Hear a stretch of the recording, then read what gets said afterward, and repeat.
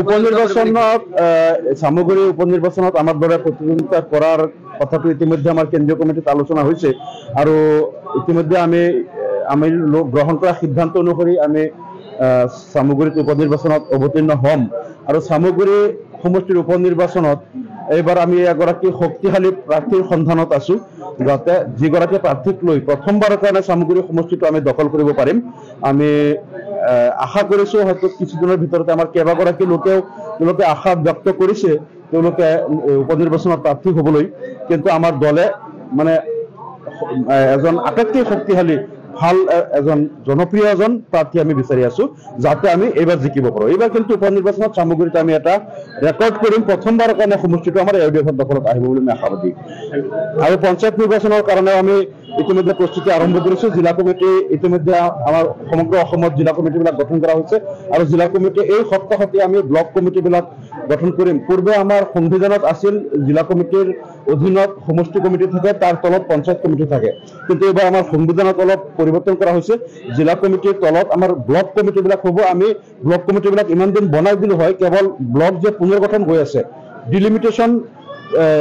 প্ৰচেছটো এতিয়ালৈকে সম্পূৰ্ণ নোহোৱাৰ কাৰণেহে কেইদিন আমি অপেক্ষা কৰিব লগা হ'ল আৰু এতিয়ালৈকে মোটামুটি ডিলিমিটেশ্যনৰ এটা পিকচাৰ আমি পাইছো যে কোন ব্লকত কোন পঞ্চায়ত থাকিব সেইকেইটাক লৈ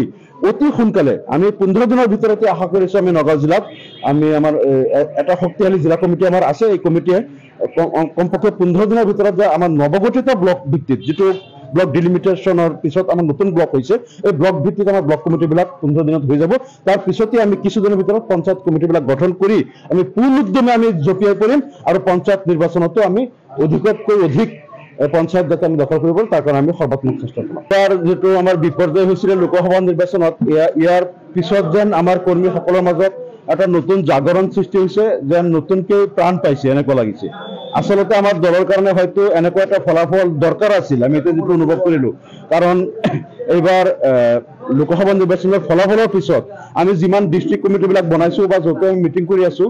পূৰ্বৰ তুলনাত বহুত বেছিকৈ মানুহ আহি আছে আৰু বহুত মানুহে এইবাৰ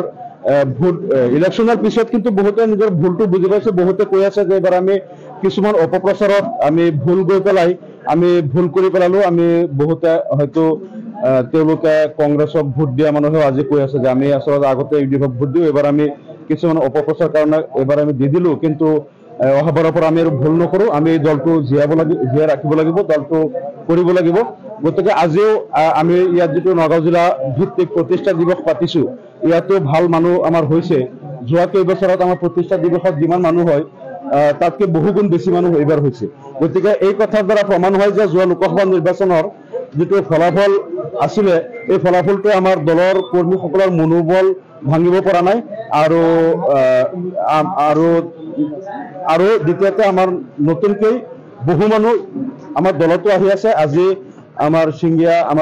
আমি যেটো আজি প্ৰতিষ্ঠা দিৱস পাতিলো ইয়াতে আমাৰ সিঙ্গিয়া সমবায় সমিতিৰ উপসভাপতি আমাৰ তফাজ্জল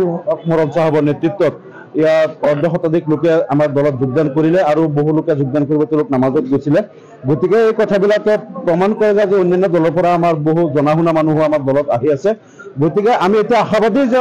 অনাগত দিনত এওডিএফ পূৰ্বতকৈ অধিক শক্তিশালী হ'ব